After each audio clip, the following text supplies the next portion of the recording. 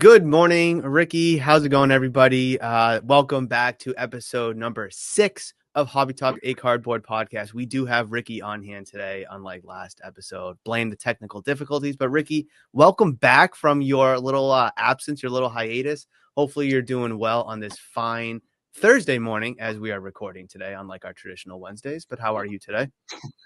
I'm good. The weather's being weird in Chicago. It's currently like 60-something degrees right now. That's Today what it's is supposed to be about here. today's MVP day. Today's MVP. We have a menu of topic discussions today. And I know before we press the record button, we were going to kind of start with baseball, but I want to make sure that we get the pleasantries out of the way first. Since you're doing well, the weather seems like it's well. Where should we start with baseball? I know we were kind of talking about the MLB debut patches before we started hitting record. So should we just dive right into that? I think we should start talking about this guy right here.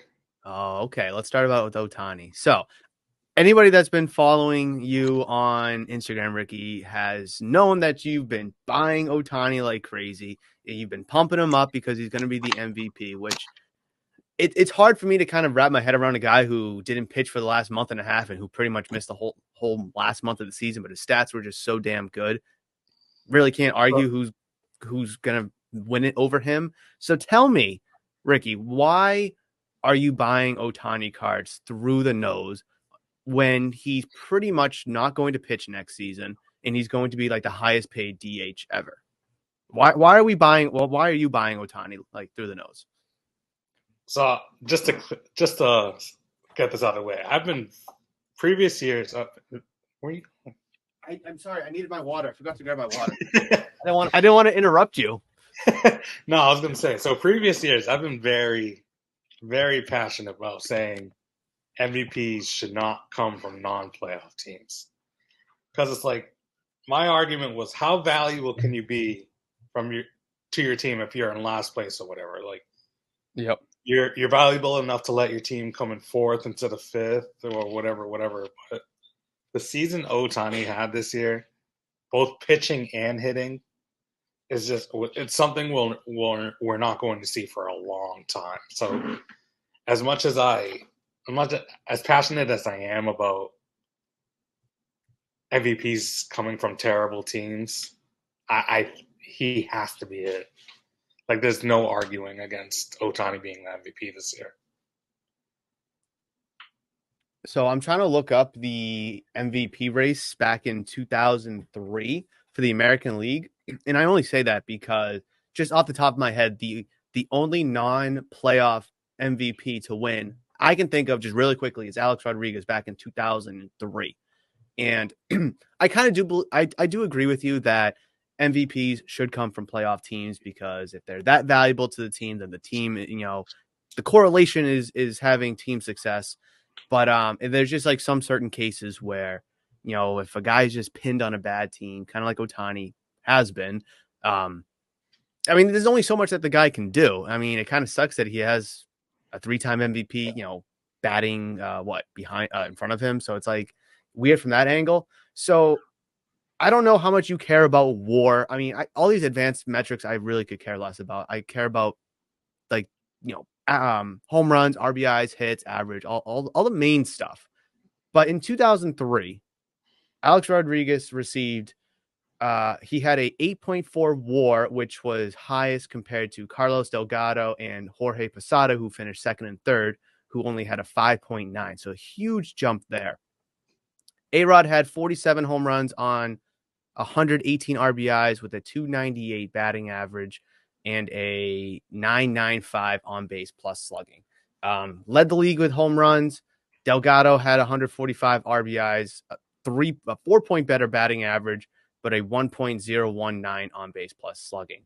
So, I mean, the race was kind of close back in 2003. I don't think the Blue Jays made the playoffs that year. No, they didn't. But Yankees did, and Posada finished third. But A-Rod just kind of took the award there. And, I mean, who's even in the running this year for AL MVP? I believe besides Ohtani. Corey Seager. AL MVP. Is it Seager and Semien? Yeah, yeah. So like there's an argument. I mean, it sucks that they're both on the same team, but there's an argument to be had there for them because they ended up winning the World Series. But again, the MVP and playoff success, really have no correlation. Just because they won the World Series doesn't mean one of them should win the MVP. But it obviously does help if you really think about it. But I agree with you. It's going to be really tough for him to not win the MVP just because even if you want to compare home runs and averages and stuff like that, and Otani's probably better in one than the other, but then you throw in the pitching metrics too, which not the greatest pitching stats, obviously not like a Cy Young caliber, but like you still throw Good those enough. in there and factor that it's good enough, and to the point where it's like he missed a month and a half pitching, and he pretty much missed the last month of the season. Just kind of think about how good his stats are to even be in this conversation and to be into this discussion. But do you think that a lot of this Otani hype right now is more based on him winning MVP or more him, where's he going to sign next? Or obviously it's both, but if you had to pick one, which one do you think holds more weight? I'd say where he signs next, probably, because MVP is pretty much expected at this point. It's already priced into his card sales, but depending on what team he goes to. So if he goes to, let's say, well, what we've been saying, the Mariners, Mm-hmm. and he has that nice team around him with Julio and all that stuff, that automatically makes Seattle, I don't want to say a World Series favorite, but they're definitely up there in the rankings. So that might drive his card prices up a little bit based on high expectations and all that stuff.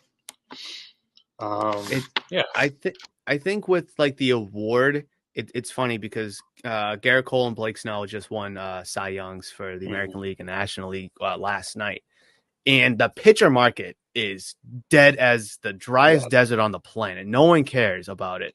And then you look at like the Rookie of the Year, which was just a couple days ago, and Gunnar Henderson and Corbin Carroll's market was already really hot, and like I don't want to say the award was baked into them because I mean Corbin Carroll was the runaway, but I really do think there was an argument for Tristan Cassis. And I think there was who was the third guy I forget who the third guy in the It's from American League. the Guardians. The Indians. Oh, Guardians, whatever.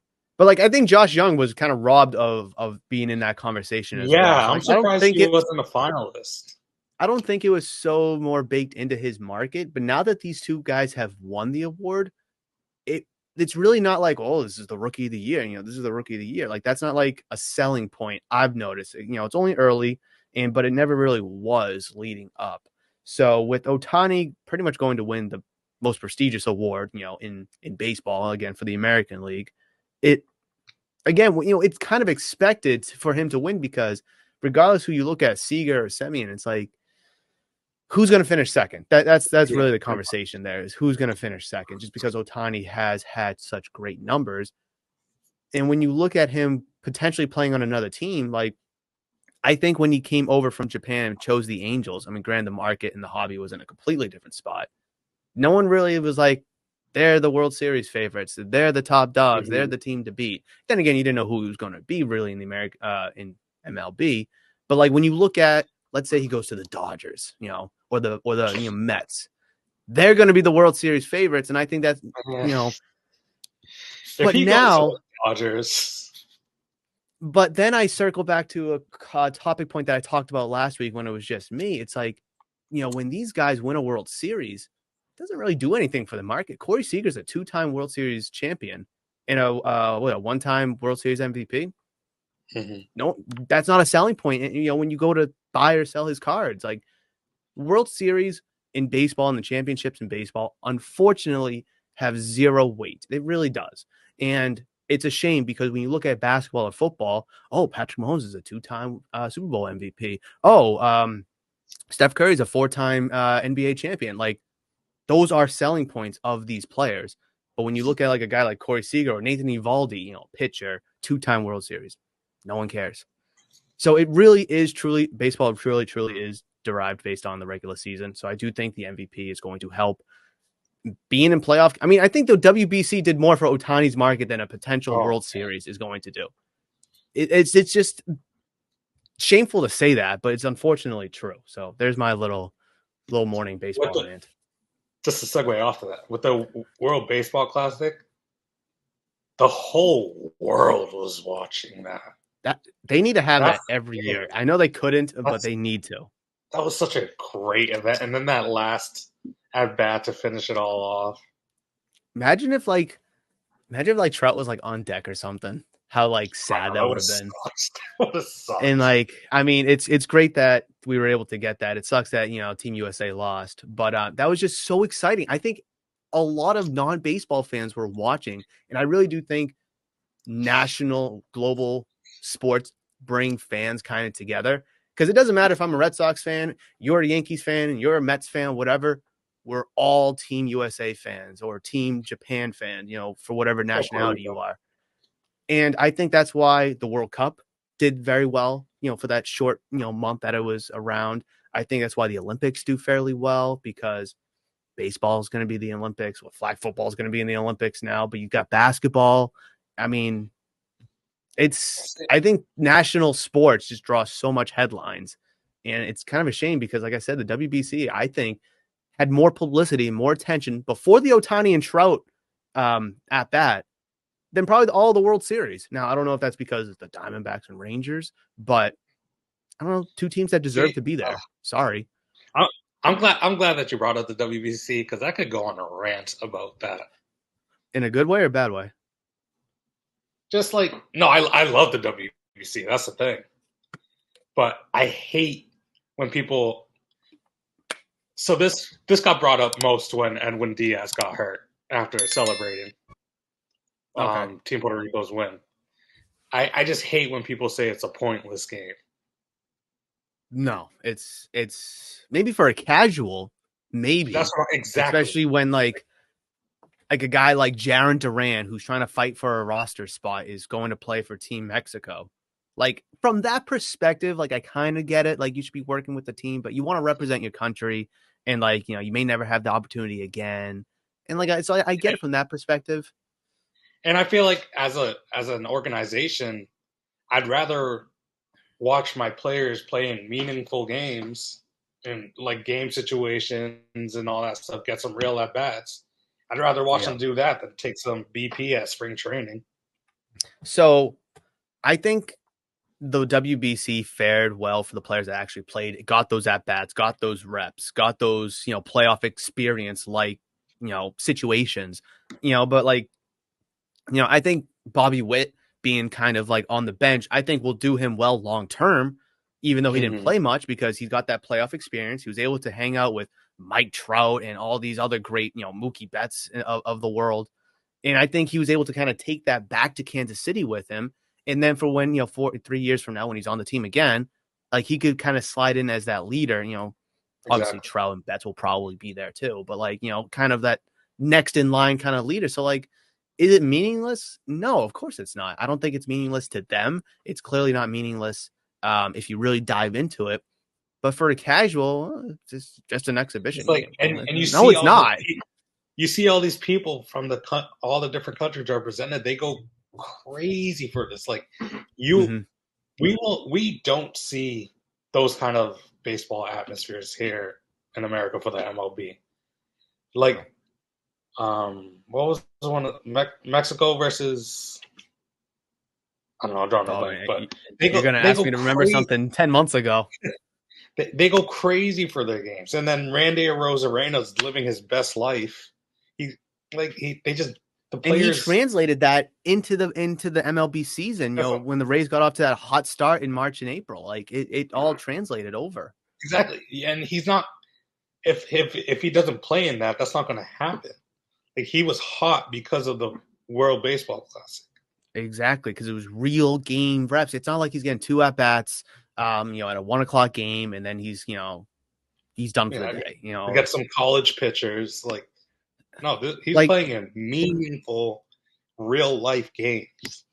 the only pointless aspect of it is because of injuries. And obviously, you don't want anybody to get injured, and it's quite unfortunate. It could have derailed the Mets season, of course, but obviously that's the risk. Whether it was during a celebration of the WBC, or let's say the Mets throw a perfect game early in the season, they're going to celebrate then too. Exactly. It could have happened then. Like, I mean, it could have happened at any time. And like, I mean, if let's say anybody from any team gets injured and that their country goes on to win, like, yeah, it sucks that you're injured, but like, you're also like, you're happy that your team won and you're excited for that. But obviously at the end of the day, do they count towards the standings? No, it's more of a pride thing. It's a heritage thing. Obviously some bragging rights. But I think the WBC put baseball on the map because especially Team USA being competitive, if they were out in the first round, I don't think it would have had as much juice to it as it did. Team USA being in it really kind of brought in, I think, a lot of casual baseball fans to watch. And then you get the whole Japan versus Team USA, Otani and Trout. It's like, wow, what if they were on the same team kind of memes and such like that? Just it's just like, it really like just builds and builds and builds.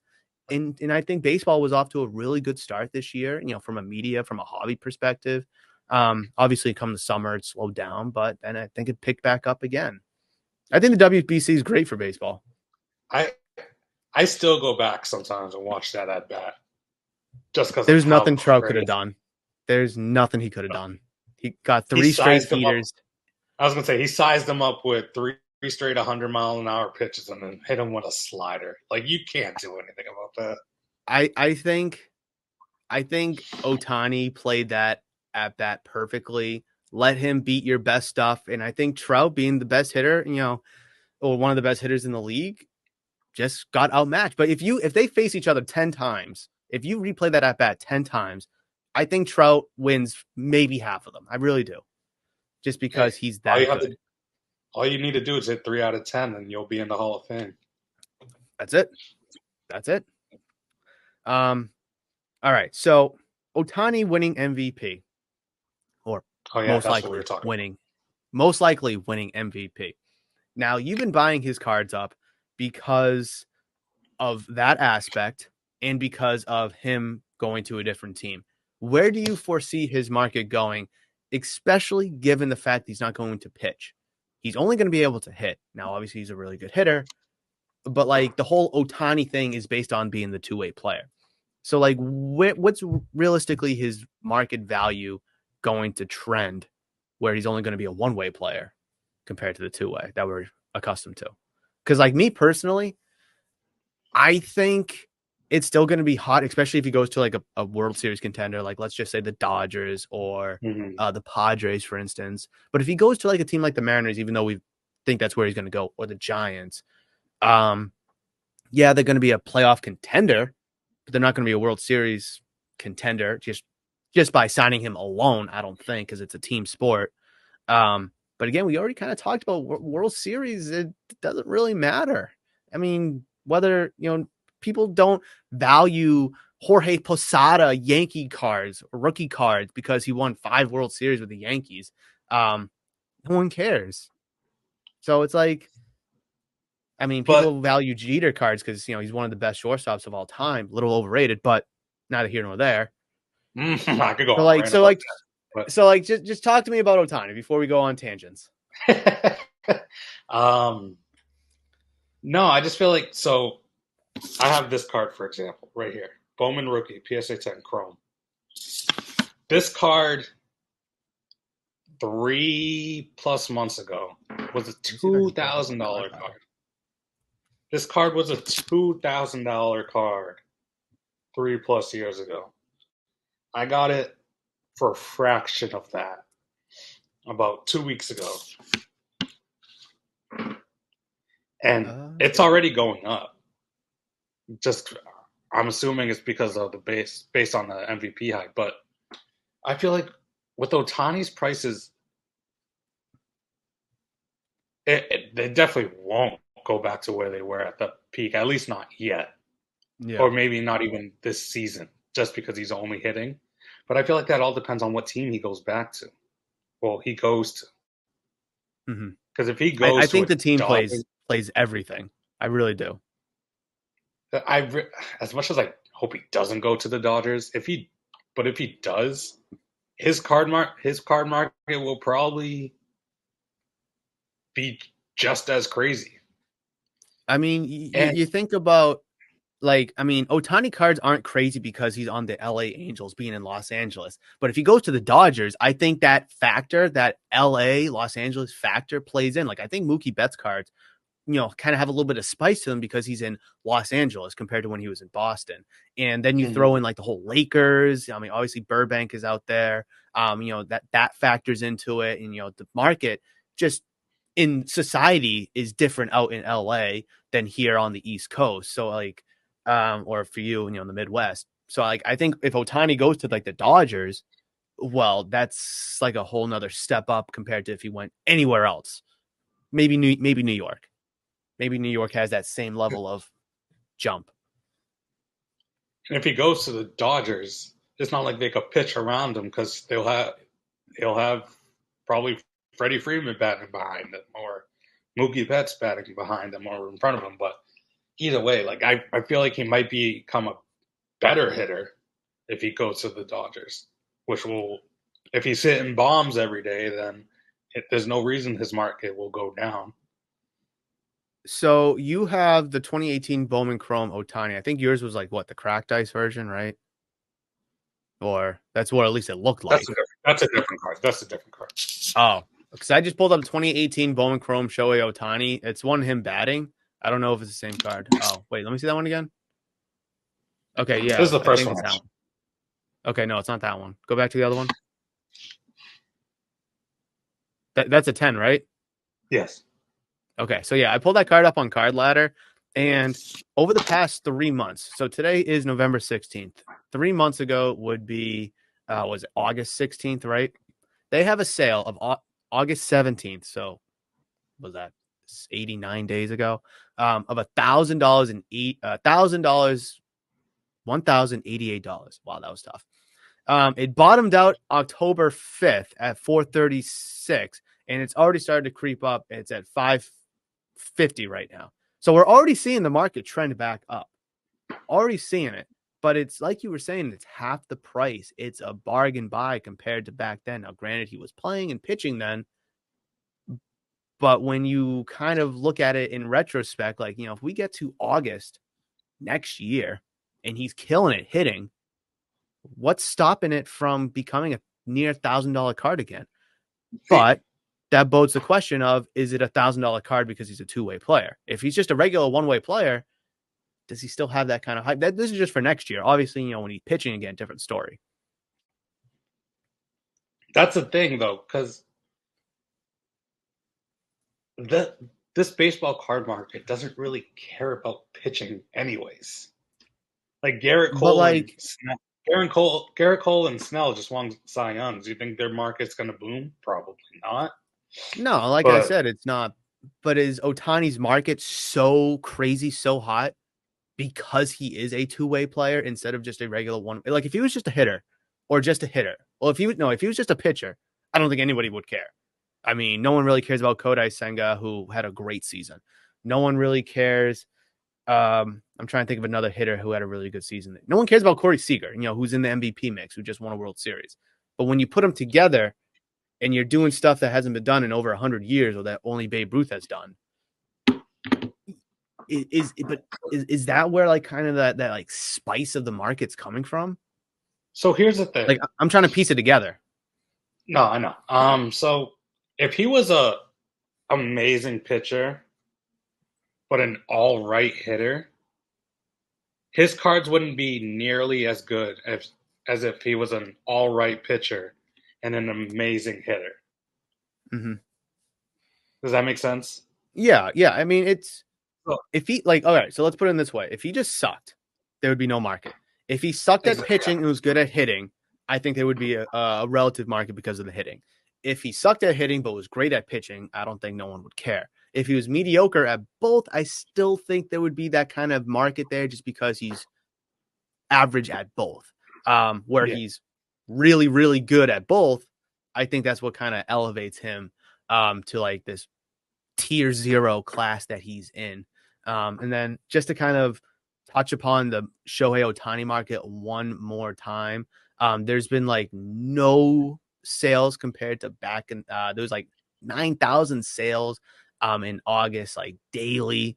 And then it just, when he gets injured, it goes down to 8,000, 7,000 here in the off season. So like there's still tons of Ohtani movement is what I'm trying to say. That it's crazy to think that him being down when like numerically, yes, he's probably down. Monetarily, yes, he's down. But like when you still look at the amount of cards that are being sold on a day-to-day basis of this guy in the offseason, it shows you that Ohtani is the baseball market right now. Mm-hmm. I mean, I think no big name free agents are going to get signed until Ohtani does, unless like a team's just not in the market for Ohtani. Let's just say, use it for an example. The Red Sox weren't in on Ohtani. Like they'd probably prioritize Yamamoto or Jordan Montgomery or maybe even a Blake Snell. But since they're in the Ohtani market, like a lot of other teams are, I don't think any of those dominoes are going to fall. And that kind of sucks for the other players, to be honest. Well, it does and it doesn't, because teams that miss out on Ohtani might pay more for a player that they need now. That is a good point. That is a good way to look at it. Yeah.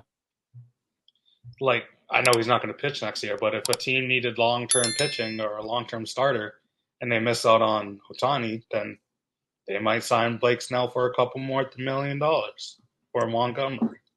I will be very curious to see. And then after this, I'd like to switch into the NL debut patches that we kind of alluded to.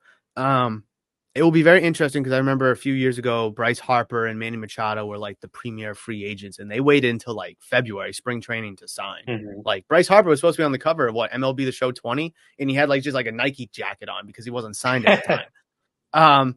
So like those were the two A+ guys that everyone wanted. Meanwhile, everyone else already signed. Now, granted, those two guys in Ohtani are two different situations, but like it's still assets, money that you need to invest into these guys. And if you miss out, well, you missed out on everybody.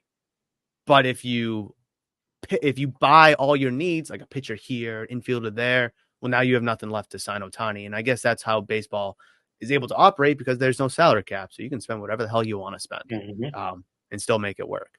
But these MLB debut patches, they're one of ones. They're really cool. I like the idea of them. I know some people don't.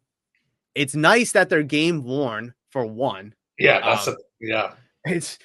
I mean, someone commented on YouTube video. Let me pull up the comment. Let's. Oh man, I'm not gonna be able to find it. Is like I don't know why people buy modern day patches when they're not game used or anything like that. And I'm like, listen, it sucks. At the very least, give me player worn. Have them throw it on and take it off in 2 seconds. Give me something. So, what is your take? Because you seemed a little upbeat about it. I'm gonna so tell me about I love the idea of this. I like the MLB patches. I think it's cool that they're one of one. My only criticism my only criticism of it is I've seen reports that so it's going to be the way they're rolling it out is it's a one-of-one redemption. Of course. That they're inserting. No, which is fine because then people can't weigh boxes. That's why they're doing it. That is smart. Yeah, they're offering to send it to BGS, SGC, or CGC for free, and they pay the grading prices. This is Fanatics now? Fanatics Tops, yeah. So they're they're calling it a white glove redemption because like no one's touching whatever. But my only criticism of this rollout is they're not redemptions in breaker to light boxes. Because they want that thing to be right there on camera. Because I know some breakers have had some question marks for come up on their legitimacy with Fanatics, especially those that are like Fanatics exclusive breakers or whatever, because they begin juiced boxes, juiced cases. So like could we expect to see some of that where, like, let's say 2 of these things pop up in a case? Like, I mean, I like my thing with breaks, and I want to pick on something else that you just said. Um, my thing with breaks is whether it's Panini, Fanatics, they know that there's eyes on these breakers. And if there's eyes on those breakers, then that means there's eyes on the products. So if these breakers aren't pulling good cards, these these buyers aren't going to be paying for the breaks. If they don't pay for the breaks, then the breakers can't pay for the product. So how do you keep the breakers from paying for the product? By giving them good product with good hits. That keeps the people from buying. That keeps people still buying into the breaks. So like if you're watching a break and you get absolutely nothing, you're probably not going to join another break. You're probably not going to do another break. Now imagine rinse and repeat, rinse and repeat. No one's going to be breaking because no one's buying the spots. So these companies put in good hits. And I'm a full believer in this. Put in like loaded cases, juiced boxes, because then it gets people going crazy. Whoa, wow, that could have been mine. Oh, let me join the next one. Oh my God. Oh, I love this. Dumb shit like that. Fully convinced. No one's going to change my opinion about that. The second thing I wanted to talk about, I honestly kind of forget what it was. What did you kind of say? You're talking about the MLB debut patches being redemptions. Them offering to grade it for free. Oh yeah. I wanted to mention. You said Beckett, SGC, and CGC. Funny. Obviously, There's no big name omitted. PSA. Huh. Well, so what I believe is because they're the only ones that would charge a lot more to grade price. Interesting. Yeah. I also think Fanatics will eventually buy out SGC. That's another conversation another day. But obviously these MLB debut patches are going to be fairly thicker cards. And I think thick cards in Beckett slabs look really good.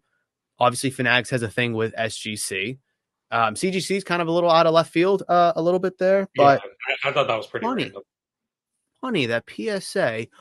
Oh, they offer the most resale value. They're the best grading company, but they can't even get an exclusive grading thing with Fanatics, who's going to be taking over the hobby market, whether we like it or not, in a couple of years, maybe sooner.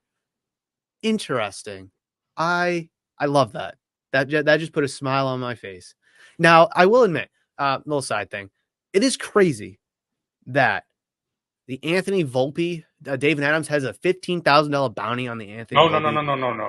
150. 150. That's what it was. There's an extra zero in there, which makes no sense. I don't understand how they come up with these numbers because there's no market for it. Like the one ring card. There's no market. Obviously, the Drew Jones. There's no market. Hopefully, those guys did take the million. They took $250,000. Sorry to cut you off, but they're just doing that as a marketing ploy. That's what it is. So, like, what I do personally here at the shop is if someone's opening a football product, I tell them, hey, if you pull a Bryce Young auto here in shop, I will buy it off of you. Just a little incentive for them to open it, maybe an incentive for them to buy it. Obviously, it's going to very much depend on what the card is, but it's like a little fun thing.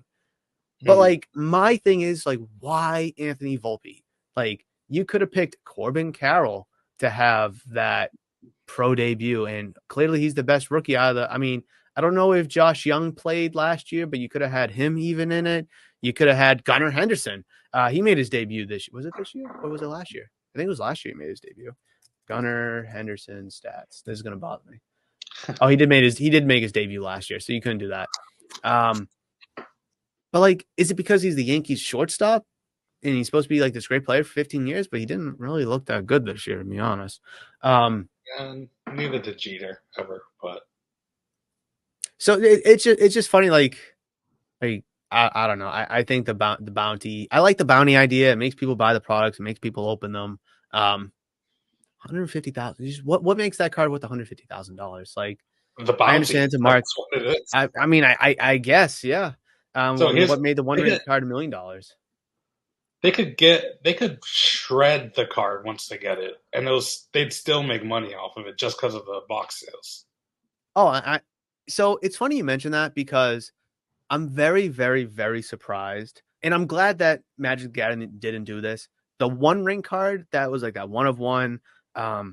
I'm very surprised that that was pulled so early, like 3 weeks after the set came out, because everybody was just buying boxes trying to find that card. Well, once the Hmm. card was found, unless you're an MTG player, you don't want the product anymore. There's no point in opening it again, unless you're a diehard fan or a play. So, like, I thought Wizards of the Coast would, which is the parent company, would have like kept the box in a safe or tucked away in the corner or something and wait like 6 months and then release the box. Glad that they didn't do it, but that's kind of something I thought they would have done. And then the card was pulled so quickly. Um, Again, another thing with like the Drew Jones situation, like, when that bounty was kind of put out, the box could have already been released of that superfractor, but let's say it wasn't. Why did Fanatics put it out? I don't know. Just questions I have that do not have answers. Crap, I've lost I wanted to talk about another, it's not a bounty, but it was a sale of an Acuna 1 of 1, which I don't know if you saw this, Ricky, but I No, guess it was last week that a 2017 Bowman Chrome First Prospect Auto Superfractor 1 of 1 PSA 9 of Ronald Acuna Jr. sold for $430,000. It is officially his most expensive card ever sold, topping a $361,000 sale in 2021.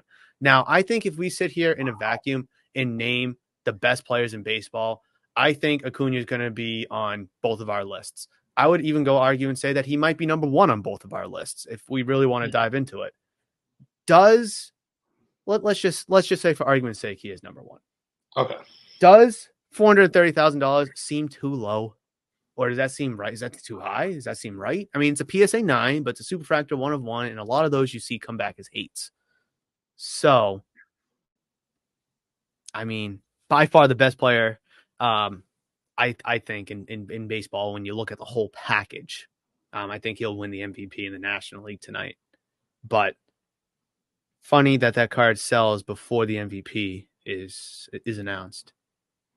So, like, whether he wins or not, is 430,000 respectable price? Is that too high? Is that too low, do you think, for Acuna? I don't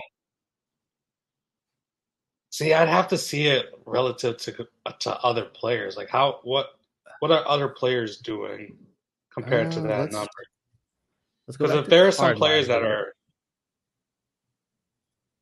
I just want to go to baseball. Just look at the baseball market. Um, like what's Corbin the Carroll. Well, let's put in perspective. The rookie of the year, and this granted is not a Superfractor 1 of 1. Excuse me.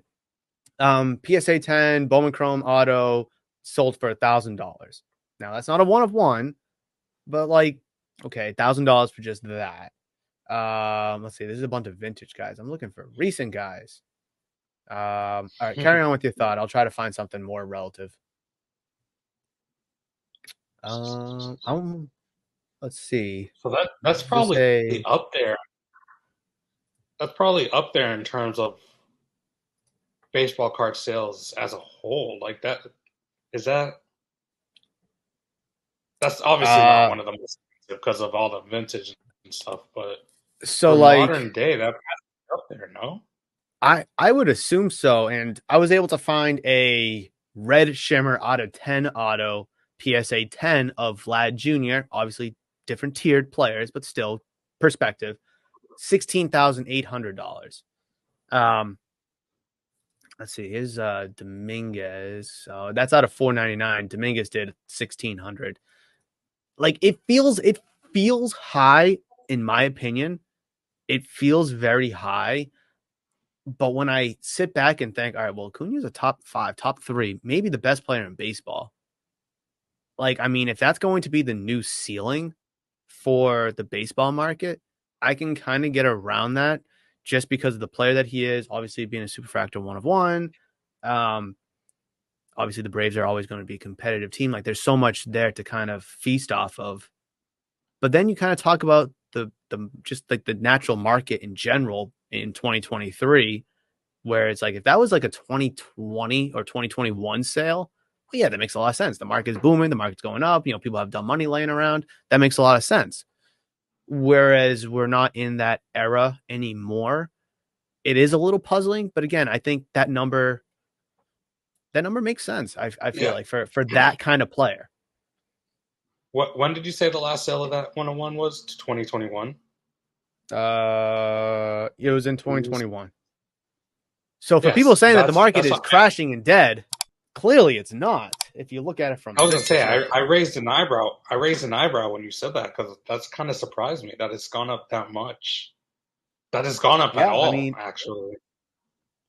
so Not like, not because Acuna is not a good player, but because of how the market was back a couple of years ago. so I So know we've that's always kind of we always try to take a look at the market and such and like trends and just obviously topics of discussion here on the podcast.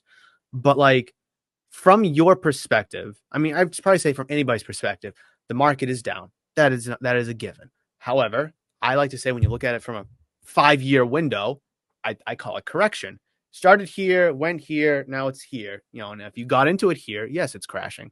I think it's correcting. From your perspective, Ricky, um, obviously the market's down, but like how down do you think it is? Do you think it's going to bounce back up? Do you think the holidays are going to help or not? Do you think football players will help or not? Like, what's your kind of perception of the current market?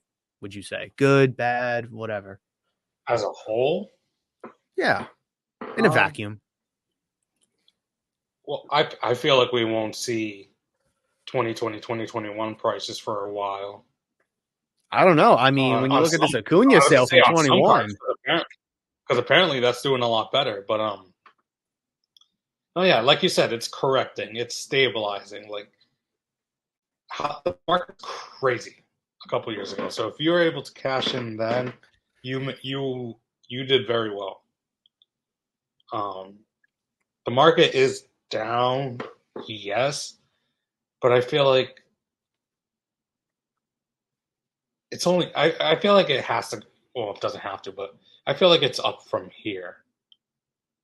I look at it this way, and I think this is how a lot of people should look at it. Whether you're a collector, an investor, or a flipper, when you hear the market's down, a lot of people's first kind of thought process is to panic, take a step back. Whoa, whoa. But like again, regardless who you are, I think it's a great buyer's market because these cards, well, I guess that Acuna doesn't count. These cards are now more affordable. Like I have a Justin Fields um 2021 reactive orange mosaic and a PSA 9. I'm gonna price it out on card ladder. Well, let me see if it even comes up on card ladder because I know card ladder is not always perfect. But like you just think of like last year, 2 years ago, that card's got to be what $100, $200. I went to go look up this card on Card Ladder. Of course, they didn't have it because they don't have every card. So I'm just going to use a 2021 Prism base and just kind of highlight that you could buy a 9 sold for literally $10, whereas 3 months ago it was selling for $30.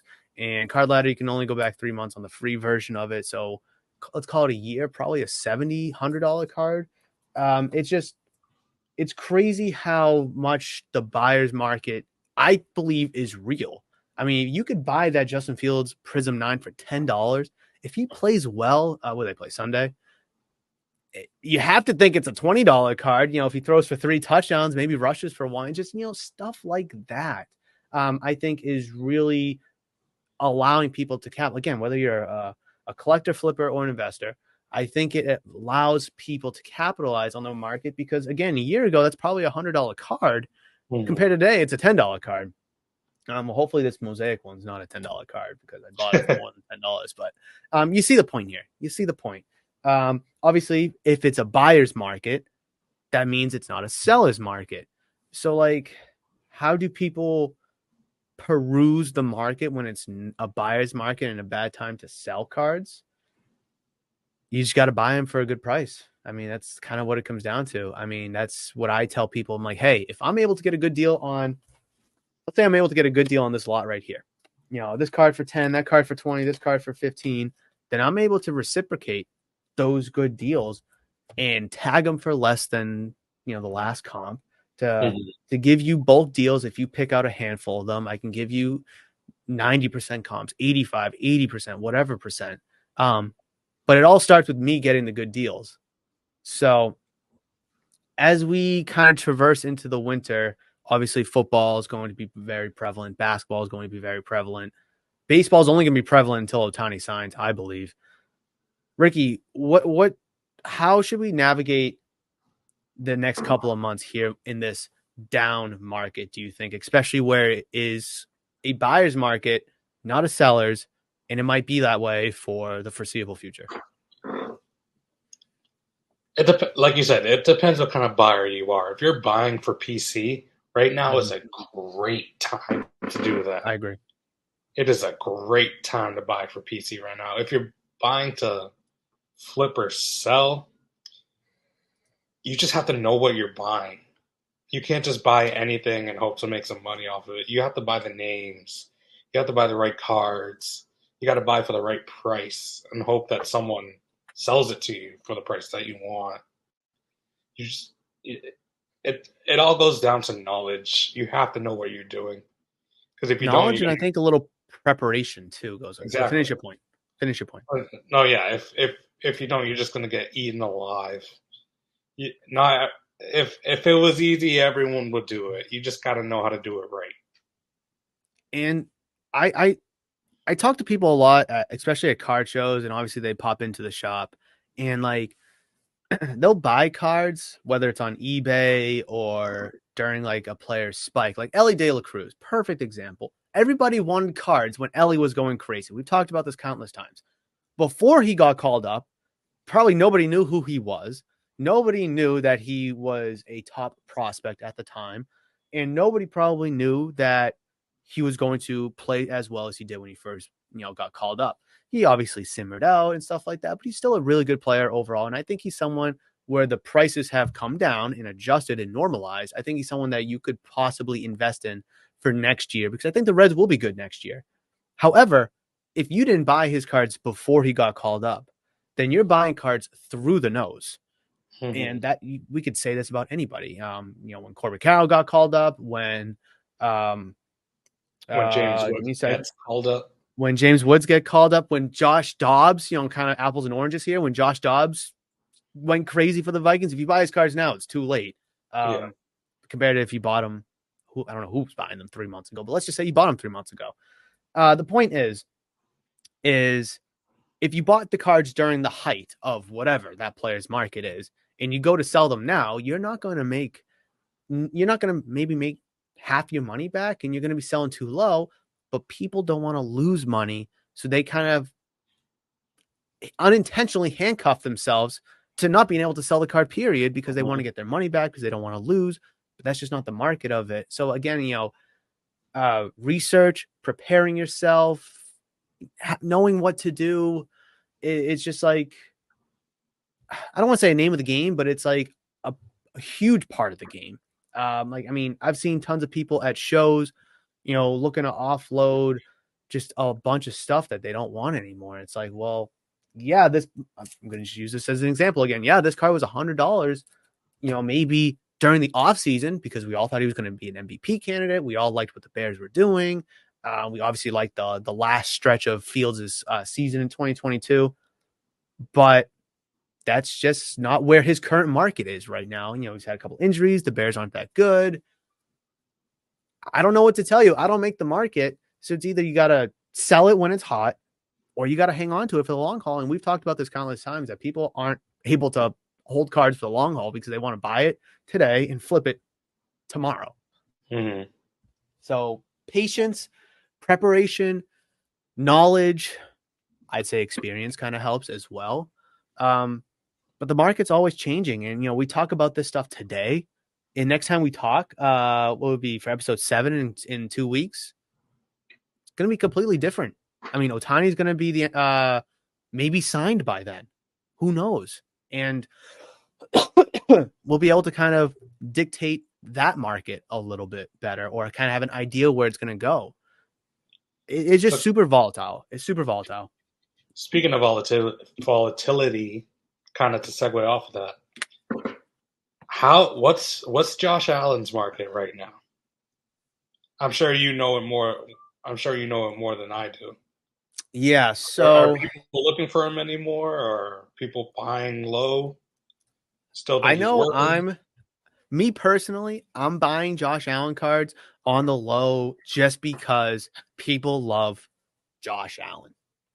You could look at the Bills this year. They're a 500 team. Josh Allen, has six interceptions in 6 straight games. They're on the outside looking in. Stephon Diggs might want out of Buffalo. There's so much negativity around the Buffalo Bills, but it's Josh Allen. What does that mean? He hasn't done anything. What does that mean? He's Josh Allen, but he's Josh Allen. Like, okay, unless you're a Bills fan, or a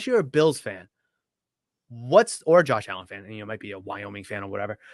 What's the purpose of buying a Josh Allen card? Now, if you think like me, good time to buy now because there's no way they're going to finish 500. Well, technically they can't finish 500 because of 17 games, but like, I could still see a world where they finish 11-6. They just go on an absolute heater to end the season and they make the playoffs. I still think the Bills will make the playoffs.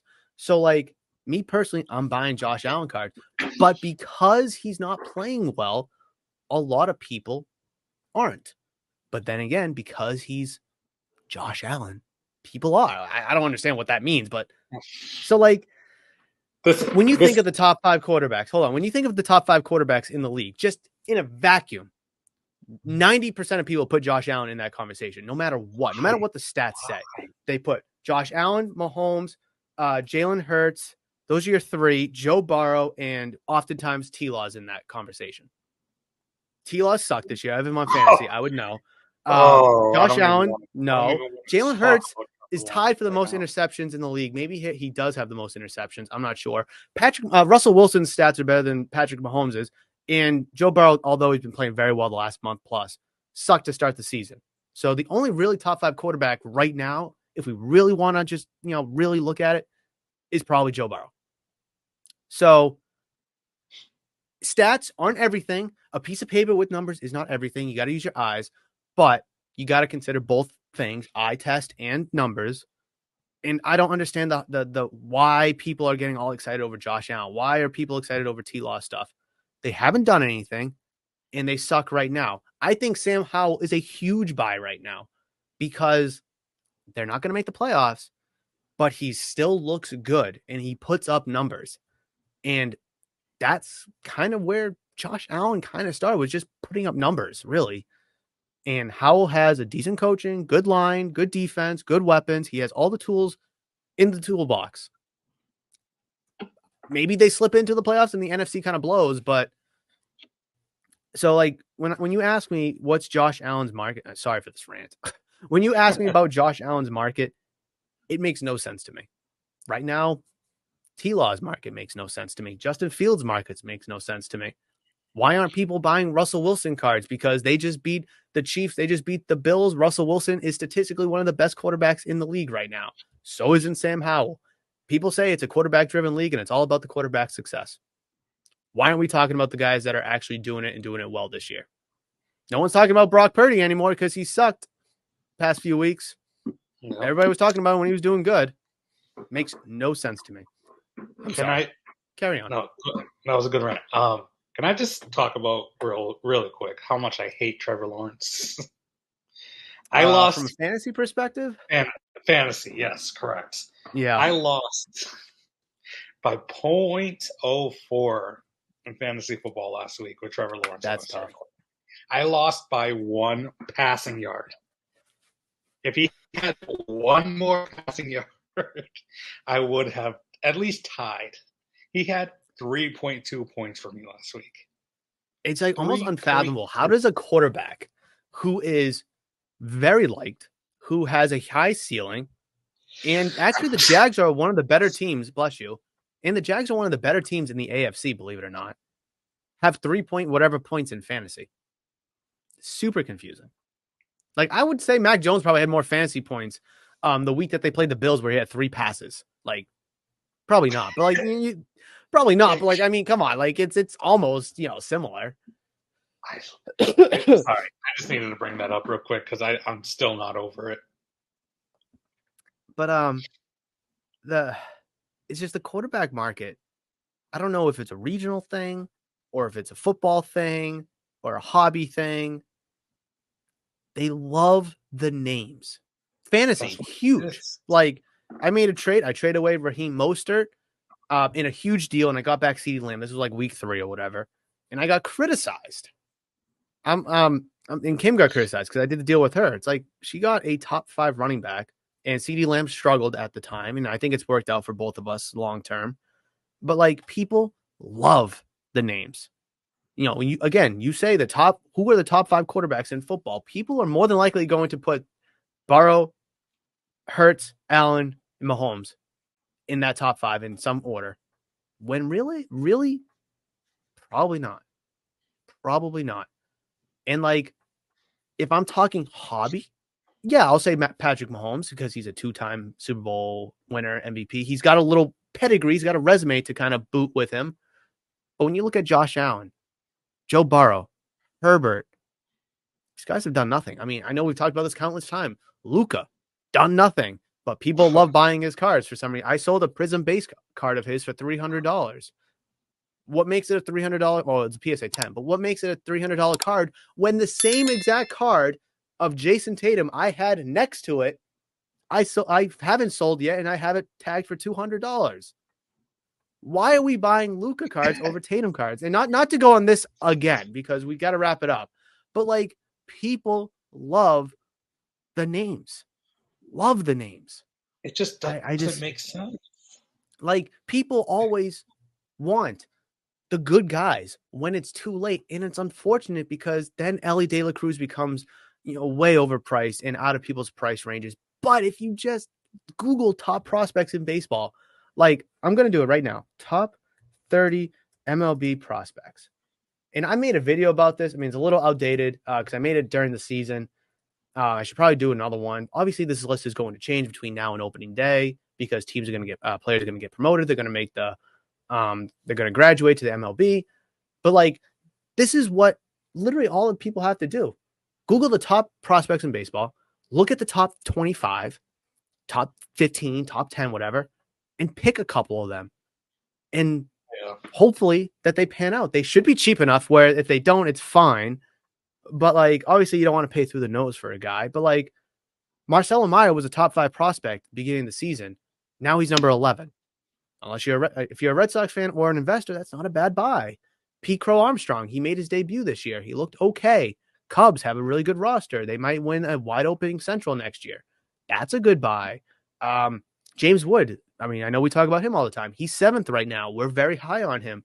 I think that Nationals team is going to be very good down the road. He's a good buy, especially where a lot of his cards are fairly affordable at the moment. But if he comes up to the big leagues and he plays 10 games and he rips off 7 home runs, his cards are going to go through the nose and they're going to be unaffordable for people. It's not that hard. It's really not that hard to do exactly what I just did and find the next guy. Whether you think it's James Woods or I think it's Jackson Churio or the next guy thinks it's Colson Montgomery. It doesn't matter who it is. Doesn't matter who it is. Get them before it's too late. And for some of these guys, Ellie De La Cruz, Corbin Carroll, Gunnar Henderson, it might be too late. It might be too late. But people don't know about this little hack called the internet to look up MLB top prospects. And this is just for baseball. We could do this all day about, football. I think Aiden O'Connell's a sneaky buy. I already talked about Sam Howell. You could obviously say Justin Fields, affordability. He ripped off a great stretch to end the season last year. He's a good buy, especially if he can kind of get the wheels going. So there's a lot there to continue to talk about that I'm definitely excited to talk about for next episode as we close up today's episode. Ricky, do you have any last thoughts, statements, questions you want to leave people with, or anything you want to kind of say as we wrap up today's episode? It's just like, why are you in the card market right now? Are you here because you love cards? Are you here because you love money? Are you here because you love a certain player and you're just buying up all their cards? You have to figure out who you are in this market. You can't be everything. You cannot be everything. And if you think you are everything and you're trying to be an investor, flipper, all that stuff, you're going to lose yourself and then lose your money. You have to figure out who you are, who you want to be, and develop a plan from there. I agree. I agree. And like before I opened Murph's Card Town, I was a massive collector. I did a little bit of flipping on eBay when I was in high school and college, but at the end of the day, I was a collector. And then obviously with opening the shop, sadly, my collecting side of it has taken a huge step back. I mean, I would love to get all the really nice cards of the players that I love and like, but I've had to really dial it back because the shop comes first. And I think if people can kind of figure out, like, all right, if they want to be investors into these young prospects, that's fine. Don't expect James Woods to make the opening day roster and hit 10 home runs in the first month. Probably not going to happen because he's not going to play, or no prospect's going to play until the next season. So, like, now's a good time to buy these guys, but a terrible time to sell them. So, like, you need to have some patience. Are you patient enough to wait? Do you just want to flip it? Then you should probably look at football cards because that's what you can really flip right now. So, yeah, you got to know your path, your plan, how you want to execute your journey in this hobby. I agree with that. Let's see. My closing take here. You didn't say bye, James Wood, by the way. A little thrown off. I was a little thrown off. My closing take here. Buy this guy. There it is.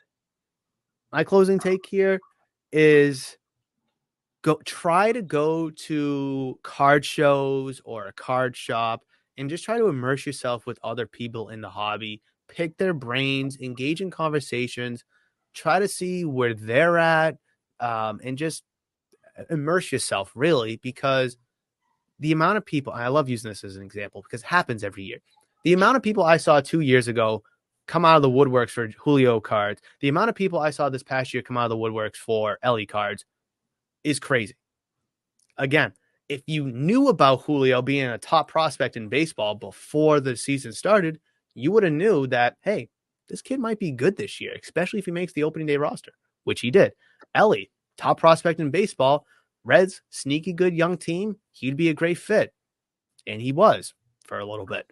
So, like, research, immerse yourself in the hobby, talk to people, get to know people, and just establish relationships, really. I mean, Ricky and I, we're able to become friends because of the hobby, because he came to the shop, and now we're really good friends, and we have a podcast together. So it's like people can have fun, make friends, and, do whatever they want to do in the hobby, in this hobby, if they just expose themselves a little bit, if that makes a lot of sense. Hopefully that does. But good episode, as always. Very excited. A little weird that we're recording on a Thursday, but anyways, we will be back with episode number 7 on November 30th. So hopefully we will catch you for that episode. But Thanksgiving is next week, so obviously we're not going to be here for that, but hopefully you have a fantastic Thanksgiving. If you go Black Friday shopping, be safe. I know it's not really as hectic anymore with COVID, but enjoy that. Ricky, have a great Thanksgiving. I will talk to you very soon. As always, great episode. You as well, Murph. Thank you. Peace.